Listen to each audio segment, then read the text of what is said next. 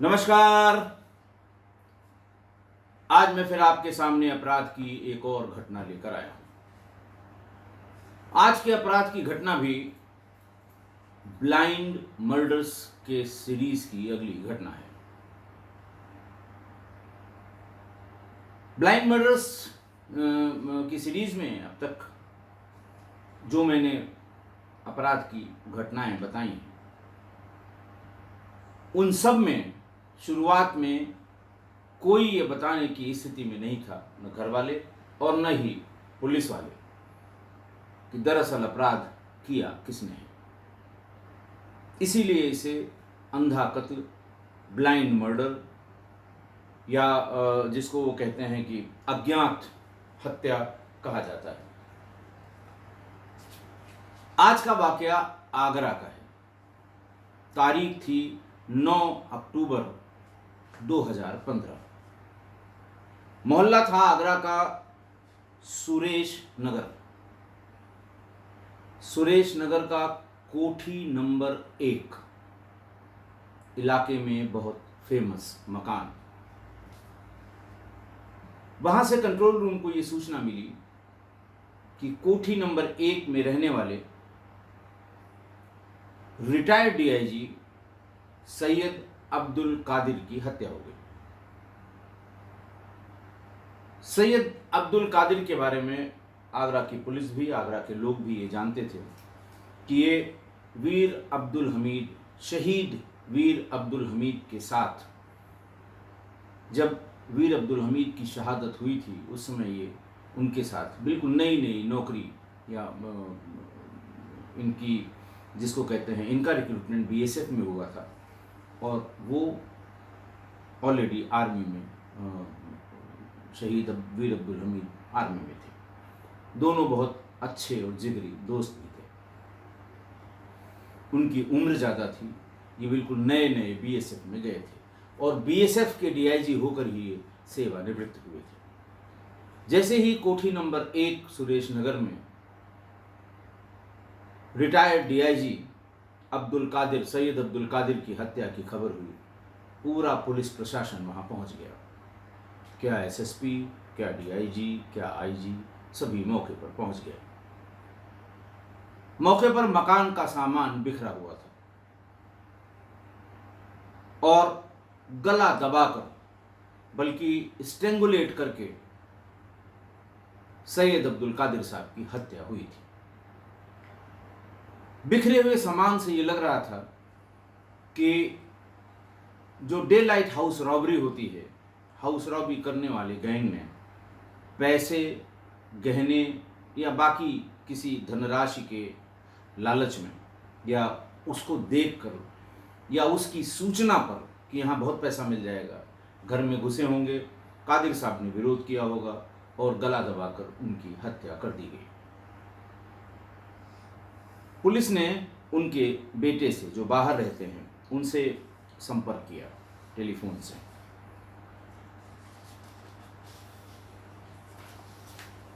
उनसे पूछा कि आपके पिताजी से या परिवार से किसी से कोई रंजिश। उनका बेटा था सैयद अकरम कादिर। उन्होंने बताया हमारी परिवार से किसी की रंजिश नहीं है, किसी तरह का कोई झगड़ा हमारा किसी से भी नहीं है। आगरा में कादिर साहब के तमाम रिश्तेदार भी रहते हैं।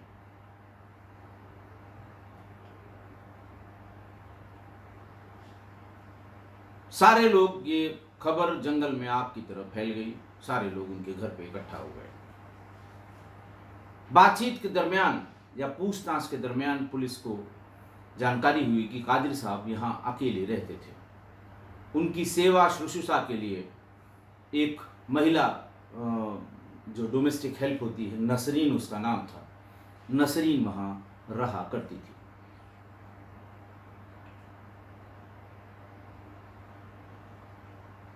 सबसे पहले नसरीन ने ही बाहर आकर हल्ला हुआ कि गजब हो गया, लूट गया, मर्डर हो गया, मार दिया कादिर साहब को, डीआई साहब को मार दिया।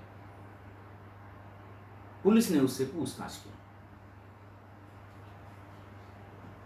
उसने बताया कि सुबह से कादिर साहब की कुछ तबीयत खराब थी, वो घर पर ही थे। मैं फला सामान लेने के लिए बाहर गई थी, मुझे आने में वक्त लग गया, जब मैं पहुंची तो मैंने ये हालत घर की देखी। उससे पूछा कि तुम्हें जानकारी है कि कितना पैसा था या क्या यहाँ पे गहना था, कहाँ सामान रखा जाता था। उसने कहा साहब मुझे ये जानकारी है कि कादिर साहब अभी कुछ दिन पहले 2 लाख रुपए बैंक से निकाल कर लाए थे, और मुझे ये शंका है कि शायद उन 2 लाख रुपए की जानकारी बदमाशों को होगी और उसी 2 लाख रुपए की लालच में बदमाश घुसे होंगे, इन्होंने विरोध किया होगा और इनकी हत्या हो गई। पुलिस बार बार उनसे यही सवाल पूछती रही, बेटा भी उनका आ गया। बहरहाल लाश का पंचनामा किया गया और पोस्टमार्टम के लिए उसे चिड़घर भेज दिया गया। पुलिस के लिए ये गंभीर प्रश्न था, चैलेंज था कि लुटेरे आए और एक शहर के सम्मानित व्यक्ति की हत्या करके चले गए, सामान भी लूट कर ले गए। धीरे धीरे उनका जो मोबाइल नंबर था उससे नंबर सीडीआर से निकाले गए कि किस किस के ज़्यादा संपर्क में थे। सारे नंबर इकट्ठा किए गए, फिजिकली वेरीफाई किया गया। 90% लोग उसमें उनके रिश्तेदार निकले। सबको बुलाया गया, एक एक करके सबसे डिटेल पूछताछ की गई। एक सीनियर ऑफिसर के नेतृत्व में पूरी टीम बनाई गई जिन्हें 5 भागों में विभक्त किया गया। अलग अलग काम सबको दिया गया, सीसीटीवी फुटेज निकालने का काम, सीडीआर निकालने का काम, लोकल इस तरह के क्राइम में जो लोग बंद हुए हैं उनको आइडेंटिफाई करने का काम, जेल में जाकर इसका पता करने का काम। जो ये ट्रेडिशनल तरीके हैं पुलिस के, ये सारे तरीके इस्तेमाल किए गए। लेकिन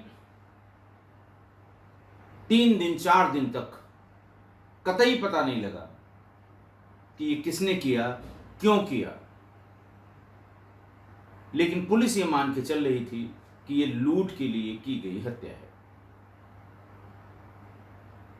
ये और शर्म की बात थी पुलिस के लिए कि लूट के लिए एक सम्मानित व्यक्ति, उनके बारे में यही था कि साहब ये वीर अब्दुल हमीद के साथी हैं, और जो फैक्ट है वो ये है कि डीआईजी बीएसएफ सीमा सुरक्षा बल से वो सेवानिवृत्त हुए थे, सम्मानित आदमी थे, इसमें कोई शक शुबा नहीं था। पुलिस ने बैंक में जाकर इस नजरिए से कि अगर ये 2 लाख रुपए जिस दिन वो निकालने गए थे, क्या वहां पर बैंक से किसी ने इनका पीछा किया था, क्या बैंक में कोई इस तरह का संदिग्ध आदमी दिखाई पड़ा। सीसीटीवी फुटेज उस दिन की तमाम निकालने की कोशिश की गई, लेकिन पुलिस को वहां जाकर यह पता लगा कि सिर्फ 72,000 रुपए उन्होंने निकाले थे। 27,000 रुपए 5 अक्टूबर को और 45,000 रुपए 9 अक्टूबर को। 9 अक्टूबर की ही उनकी हत्या थी।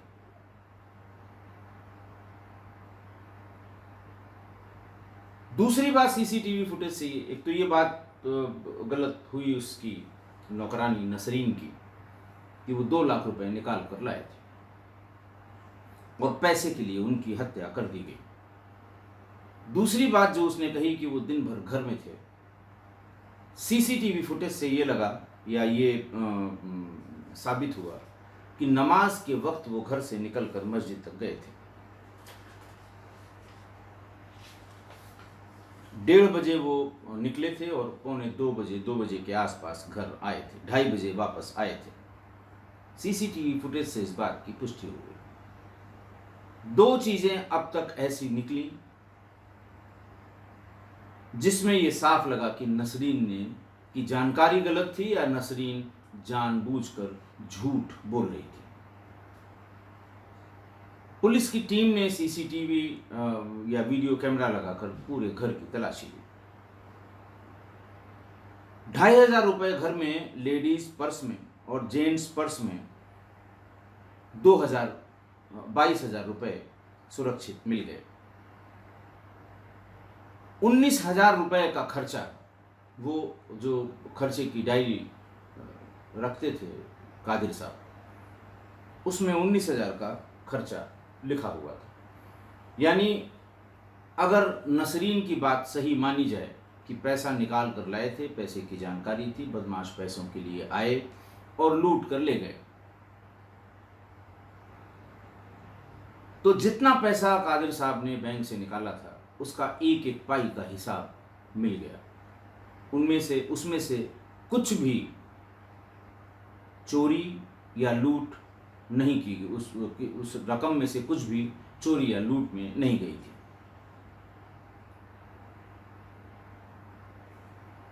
इन दो बातों के पता लगने के बाद उससे ये पूछा गया कि जब तुम आई, तुम्हारा ये कहना है कि हम 1.5 घंटे में आ गए, और सीसीटीवी के लिहाज से 2:30 बजे वो घर के भीतर आ गए थे, 1:30 बजे निकले थे और 2:30 बजे वापस आ गए थे। तुम्हारा ये कहना है कि इसी पीरियड में तुम सामान लेने गई थी, वो घर पे थे, और जब तुम लौट के आई तुम्हारे हिसाब से 2 बज रहे थे, और 2 बजे तुमने इनको इस अवस्था में देखा कि घर का सामान छितरा हुआ और वो मृत अपने कमरे में। इस बात पर, टाइम के इस कैलकुलेशन पर, पुलिस की इस पूछताछ में वो घबरा गई कि तुम्हारे हिसाब से वो घर पे थे जब तुम 1:30 बजे गई हो यहाँ से, या हो सकता है तुम्हारी टाइमिंग में गलत हो, तुम 1 बजे निकल गई हो, वो 1:30 बजे गए हों नमाज पढ़ने, तो तुम्हारे हिसाब से तुम 2 बजे लौटी तो वो घर पे मृत पाए गए, जबकि वो 2:30 बजे घर के भीतर नमाज अदा करने के बाद घुसे थे। पुलिस को भी अब शक होने लगा कि बात कहीं न कहीं इसी महिला के पेट में है। उससे बार बार पूछा गया कि जब तुम गई, तुमने इनकी हालत देखी, तो तुम्हें भी अंदाज होगा कि ये 10-15 मिनट पहले की घटना है। तुमने बजाय उनको अस्पताल ले जाने के बाहर निकलकर सिर्फ हल्ला करना और पड़ोसियों को बुलाना शुरू कर दिया। अगर तुम अस्पताल ले गई होती तो हो सकता है उनमें जान रही होती, हो सकता है उनको बचा लिया जाता। फिर वो बगलें झांकने लगी। पुलिस थाने पर महिला पुलिसकर्मियों को बुलाया गया। इनको, नसरीन को महिला पुलिसकर्मियों के हवाले किया गया और ये कहा गया कि इनसे अच्छी वाली पूछताछ की जाए। बहुत ज्यादा नसरीन टिक नहीं सकी इस श्रेणीबद्ध पूछताछ पर। मैं बराबर कहता हूं कि सम्मान सूचक शब्दों से कोई अपराध नहीं खुल पाया, और मानवाधिकार ये कहता है कि खबरदार उसको हाथ नहीं लगाएंगे, उसको किसी तरह की मानसिक या शारीरिक यंत्रणा नहीं दी जाएगी। मानसिक या शारीरिक रूप से उसको प्रेशराइज नहीं किया जा सकता। तो लिखा पढ़ी के हिसाब से तो यही था कि नसरीन से पुलिस वाले, महिला पुलिसकर्मी, सब इंस्पेक्टर से वो ये सब पूछें कि बहन जी आप बताइए कि घर में क्या हुआ था। जब नसरीन इतने बड़े बड़े झूठ बोल रही थी बड़े पुलिस अधिकारियों के सामने फैक्ट्स के बारे में, तो बहन जी आप घटना के बारे में बताइए, वो कभी बताएगी। और इसीलिए मैं कभी 3rd डिग्री का नाम नहीं लेता, इसीलिए मैं उस पूछताछ को श्रेणीबद्ध पूछताछ कहता हूँ, ताकि जो मीन मेख निकालने वाले लोग हों वो ये न कहें कि साहब आप वकालत करते हैं कि अभियुक्त के साथ मारपीट की जाए, 3rd डिग्री इसके साथ किया जाए। मैंने कभी नहीं कहा ऐसा, लेकिन हमारे किस्सा कोई परिवार के लोग सब समझ जाते हैं और आज भी ये समझ गए कि कैसे उसने तोते की तरह पूरी घटना के बारे में बताया। उसने बताया कि करीब 7 साल से वो कादिर साहब के यहाँ घर का काम कर रही है।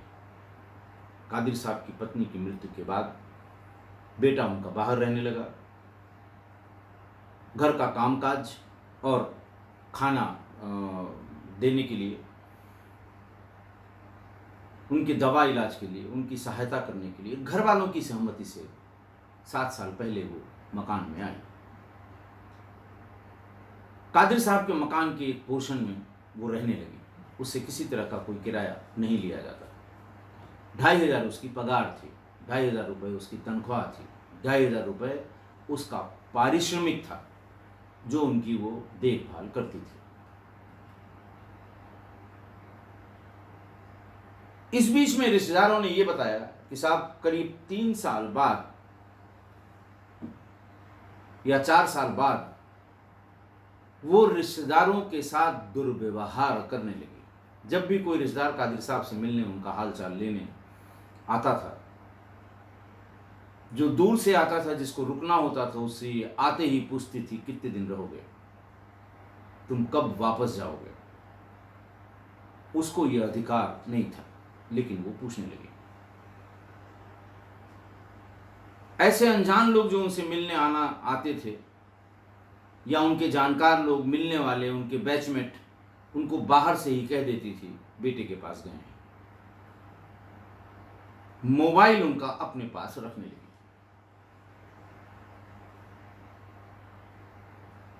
हद तब हो गई कि एक पढ़ा लिखा परिवार किराएदार के रूप में कादिर साहब ने मकान के बहुत बड़ा मकान है, कोठी नंबर 1 सुरेश नगर, एक हिस्से में एक परिवार किराएदार के रूप में रहता था। उसको नसरीन ने इतना तंग किया कि फाइनली वो छोड़कर भाग गया। और उस पोर्शन में नसरीन अपनी बहन किश्वर और उसकी लड़की गुड़िया को लाकर उस पोर्शन में रख दिया। और आप सोचिए, खाना खाने वाला एक शख्स, कादिर साहब अकेले जिनके लिए खाना बनना चाहिए, लेकिन दिन में और रात में लंच और डिनर 7 या 8 आदमियों का बनता था। यानी नसरीन का पूरा खानदान कादिर साहब के यहाँ बने हुए खाने, जिसका पैसा कादिर साहब देते थे, उससे उनका पेट चलने लगा, पेट भरने लगा।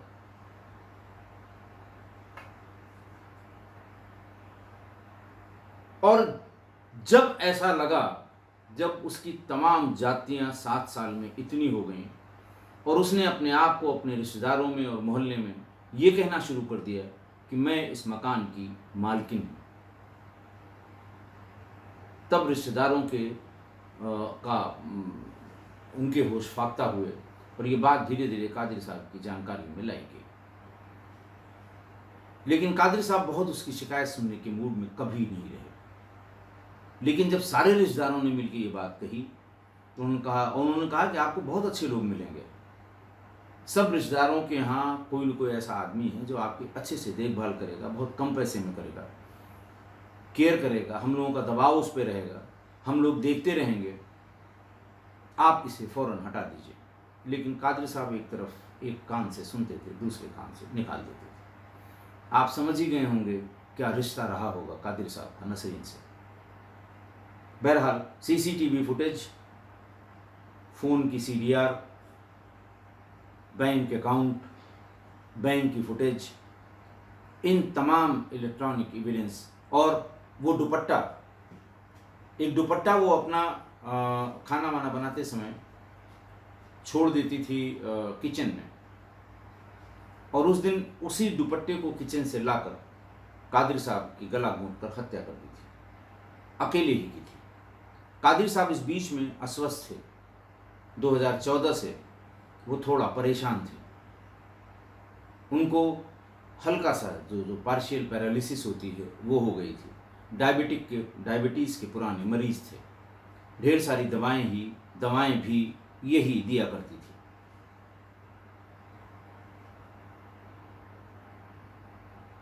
इसलिए उनको उनकी जान लेने में उसे बहुत टाइम नहीं लगा, बहुत फ़र्क नहीं पड़ा। पुलिस ने उसे गिरफ्तार करके गिरफ्तारी उसकी हुई थी 16 अक्टूबर 2015 को। 9 तारीख का यह वाक़या और 16 अक्टूबर 2015 को इसको गिरफ्तार किया गया। पुलिस जिसको लूट के साथ हुई हत्या समझ रही थी, वो साजिशन की हुई हत्या थी और हत्यारन और कोई नहीं, 7 सालों से उनका देखभाल करने वाली नसरीन नाम की उनकी नौकरानी थी। एसपी सिटी, एसएसपी, इन सब लोगों ने एक बड़ी प्रेस कॉन्फ्रेंस की 16 अक्टूबर को। उसमें ये पूरी बात बताई गई। आज की घटना, सेवानिवृत्त डीआईजी सैयद अब्दुल कादिर साहब की हत्या उनकी नौकरानी नसरीन ने कर दी। पत्नी के देहांत के बाद बेटा पहले से ही बाहर था नौकरी के सिलसिले में। उन्होंने अपनी देखभाल, अपने खाना बनाने, घर की बड़ा घर था, साफ सफाई करने के लिए जान पहचान के ही लोगों में से नसरीन नाम की एक कम उम्र की महिला को रख लिया।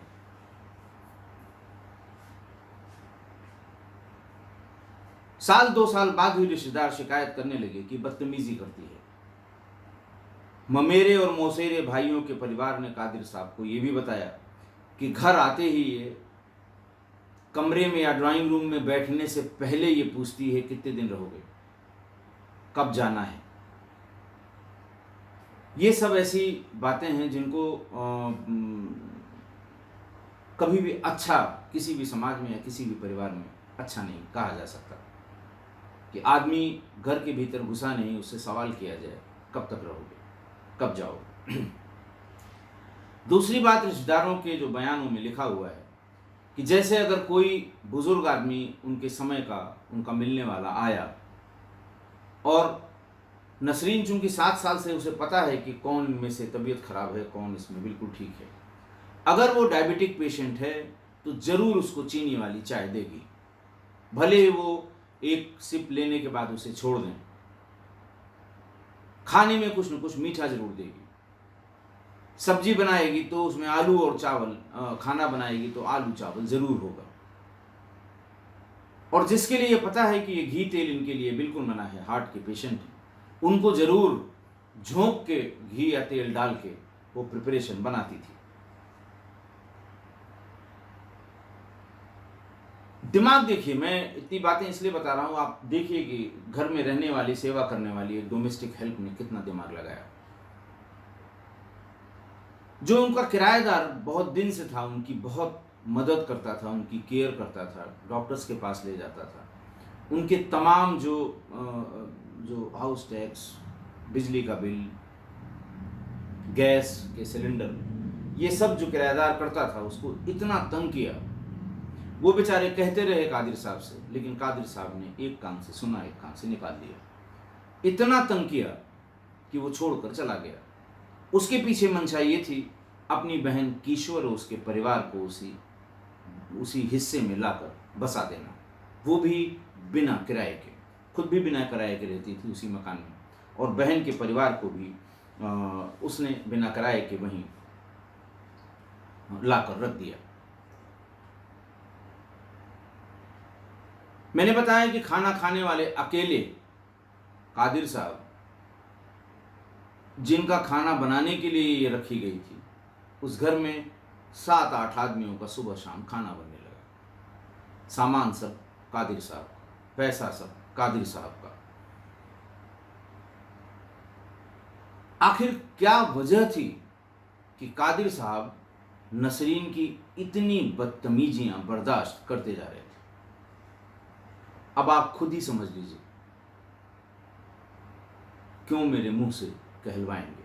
आदमी बुजुर्ग था, इज्जतदार था, रिटायर्ड बीएसएफ का, बॉर्डर सिक्योरिटी फोर्स का रिटायर्ड डीआईजी था। मैं टिप्पणी करूंगा, अभी कुछ लोग फिर कहेंगे कि साहब आपके मन में सेना या अर्धसैनिक बलों के लिए मोहब्बत नहीं है, आपके दिल में पूरी मोहब्बत है, पूरा सम्मान है, लेकिन जो फैक्ट्स हैं उनको नहीं झुटलाया जा सकता। क्यों आंखें मूंद लेते थे कादिर साहब उनकी इस बदतमीजियों और हरकतों पर? उसकी हरकतों से रिश्तेदार बेइज्जत हो रहे थे। कादिर साहब कुछ नहीं बोल रहे थे। बेटा आता था तो उसको कादिर साहब की तमाम शिकायतें, तमाम हरकतें और उनके आचरण को लेकर तमाम बातें वो बेटे से बताती थी। और जब वो चला जाता था तो कादिर साहब को ये कहते थे कि आपके बेटे ने इस बार बड़ी बदतमीजी से मुझसे जो सवालात किए वो उसे नहीं करने चाहिए थे। कादिर साहब पूछते हैं क्या पूछ लिया भाई उसने? तो वो कहती थी इस बार उन्होंने पूछा तुम अब कहाँ सोती हो, तुम अब्बू को लेके कहाँ कहाँ गई इस बार? अब बताइए ये कोई पूछने वाला सवाल है? और क्यों पूछते थे कादिर साहब आप समझते हैं। ऐसा कर करके उसने बाप बेटे में इतनी बड़ी खाई पैदा कर दी कि बेटा परहेज करने लगा अपने पिता के घर आने से, और फाइनली उसने आना भी बंद कर दिया। वो टेलीफोन से सारी पिता थे, पिता से बड़ी मोहब्बत करता था, वो बड़ा आदर सम्मान करता था, उनका हाल चाल रोज के हिसाब से वो लिया करता था। लेकिन हद तब हो गई जब नसरीन ने अपने रिश्तेदारों को ये बताना शुरू कर दिया कि मैं इस मकान की मालकिन हूँ। डीआई साहब जिस दिन आँख मूंद लेंगे उसके बाद ये मकान मेरा है, मेरा होगा, वो मुझे ही मकान देकर जाएंगे, वो बेटे को यहाँ घुसने नहीं देंगे। अब आज की घटना का जो यक्ष प्रश्न है जो मैं बार बार पूछ रहा हूँ कि आखिर कादिर साहब एक अदना सी महिला, अदना सी नौकरानी जो 2500 रुपये पर उसके यहाँ काम, उनके यहाँ काम करती थी, उसकी ये हरकतें क्यों बर्दाश्त करते थे? यही बात 16 अक्टूबर 2015 को एसएसपी ने जब प्रेस कॉन्फ्रेंस की थी तो अखबार वालों ने पूछी थी कि साहब आप बताइए कि आपको विवेचना में क्या पता लगा कि इन दोनों में क्या संबंध है। लेकिन किसी पुलिस वाले ने इसका कोई जवाब नहीं दिया। लेकिन हमारे सुधी श्रोता ये समझ गए होंगे कि क्या संबंध रहे होंगे, कि उन्होंने शायद बदनामी, अपनी इज्जत और बदनामी के डर से शायद अपने रिश्ते को ऑफिशियल नहीं किया था कि लोग क्या कहेंगे, लेकिन अनऑफिशियल उनका क्या रिश्ता रहा होगा या अंदाज लगा सकते हैं। हुआ यूँ था कि 2014 में ईद के मौके पे सारे रिश्तेदार इकट्ठा हुए, सभी मिलने आते थे, मुअज़्ज़िज़ आदमी थे और बड़ा रसूख था उनका, परिवार में सब लोग मानते थे। सब इकट्ठा हुए और सब ने इस बार मुखर होकर ये कहा कि देखिए नसरीन की जो हदें हैं वो अपनी हदें पार कर गई हैं। अब इसका हिसाब किताब करिए, इसको बाहर करिए, बहुत छोटी सी तनख्वाह में, बहुत कम पैसे में लोग आपकी सेवा कर लेंगे, हम लोग उपलब्ध कराएंगे, लेकिन अब इसे बाहर कर दीजिए। इसकी हरकतें ठीक नहीं हैं, इसका इंटेंशन ठीक नहीं है, इसकी बदतमीजियाँ परेशान करती हैं। इस पर बेटे ने कहा कि आप हम लोगों को जो हम कह रहे हैं, जो उसकी हमारी शंका है, हम सीसीटीवी घर में लगवा देते हैं, कमरों में लगवा देते हैं। उसके लिए उसने पेमेंट कर दिया। एजेंसी वाला जब घर पर सीसीटीवी इंस्टॉल करने के लिए आया तो गाली गलौज करके नसरीन ने उसको वहां से भगा दिया। और आप समझ सकते हैं कि ऐसा वो बिना कादिर साहब की सहमति के नहीं कर सकती। पता नहीं क्या कादिर साहब को समझा दिया कि उन्होंने कहा कि ठीक है तुम उसको भगा दो, कतई यहाँ पर सीसीटीवी कैमरे नहीं लगेंगे। इस घटना के बाद उनका बेटा सैयद अकरम कादिर वो अपनी पिता से जिद करने लगा। नया लड़का था, उसको भी समझने में देर नहीं लगी कि कुछ न कुछ गड़बड़ है। वो ये हर बार हर दूसरे दिन कहता था कि इनका हिसाब कर दीजिए, मैंने बात कर ली है, बहुत अच्छा आदमी रहेगा वहाँ पर, आपकी केयर करेगा, कोई दिक्कत नहीं होगी। लेकिन इस बात को टालते रहे कादिर साहब। फिर जब चारों तरफ से उनकी घेराबंदी हुई तो अगस्त 2015 में उन्होंने उसका हिसाब करना शुरू किया, नसरीन का। कितना पैसा लिया, कितना पैसा खर्चा हुआ, किस किस को कितना दिया, कितना उधार के नाम पे लिया, कितना इलाज के नाम पर लिया, तमाम उसका जो हिसाब किताब था। 1 हफ्ते उनको लगे कादरी साहब को, लेकिन हिसाब किताब कर दिया। बेटे को बता दिया कि मैंने हिसाब कर दिया है, लेकिन नसरीन ने कहा है कि मुझे 1 महीने का वक्त दीजिए, मैं नई जगह ढूंढूं रहने के लिए, परिवार बड़ा है मेरा, उसके बाद मैं चली जाऊंगी। क्योंकि उसे मिलना कुछ नहीं था, तमाम पैसा उसके ऊपर ही निकला था। 1 महीना बीत गया, 2 महीने बीत गए। जब काफी टाइम हो गया तो बेटे ने फिर फोन किया कि देखिए बहुत टाइम हो गया, इसको निकाल दीजिए वरना मैं आदमी भेज रहा हूं, इसकी लाइट कटवा देंगे आदमी भेज के, तब ये जाएगी, ऐसे नहीं जाएगी। हालांकि बेटे के पार्ट पे बहुत कमी थी।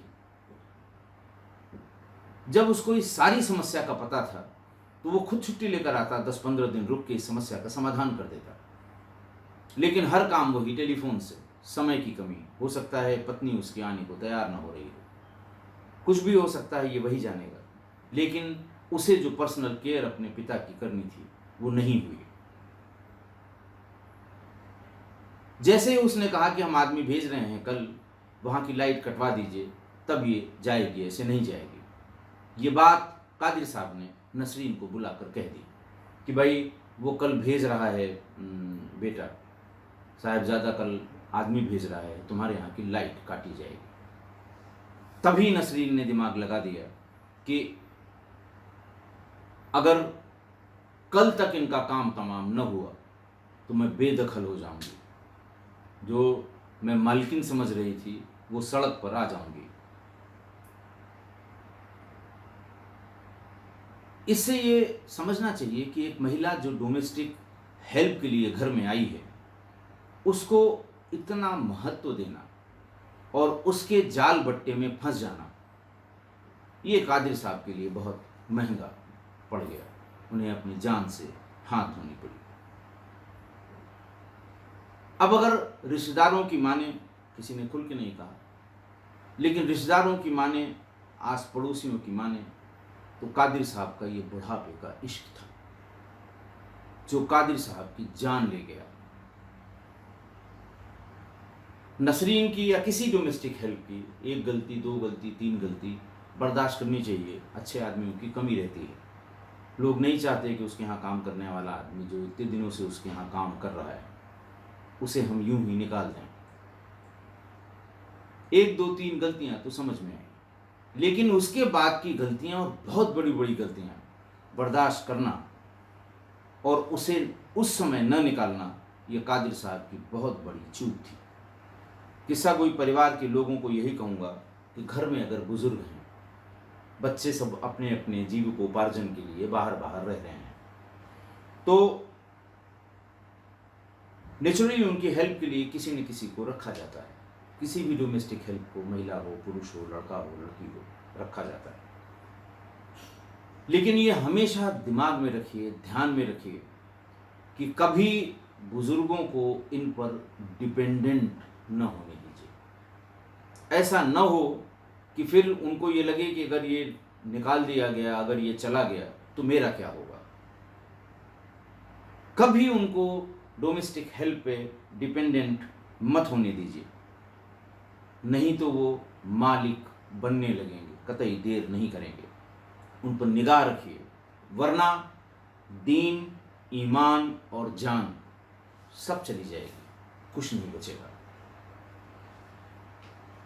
बुढ़ापे की इस हालत कह लें, हरकत कह लें, इश्क कह लें, इस पर मीर तकी मीर ने एक बहुत गजब का शेर लिखा है।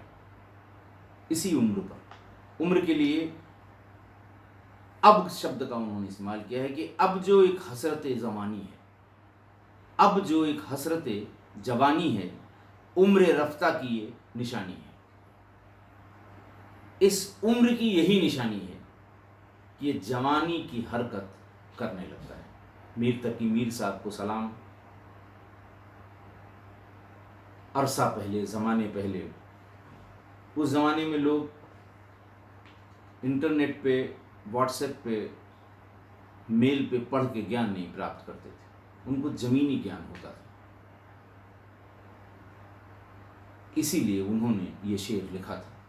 आप ढूंढ के इसके एक्सप्लेनेशन, और मीर तकी मीर के बहुत थोड़े कठिन शेर होते हैं, लेकिन होते बड़े ज़बरदस्त।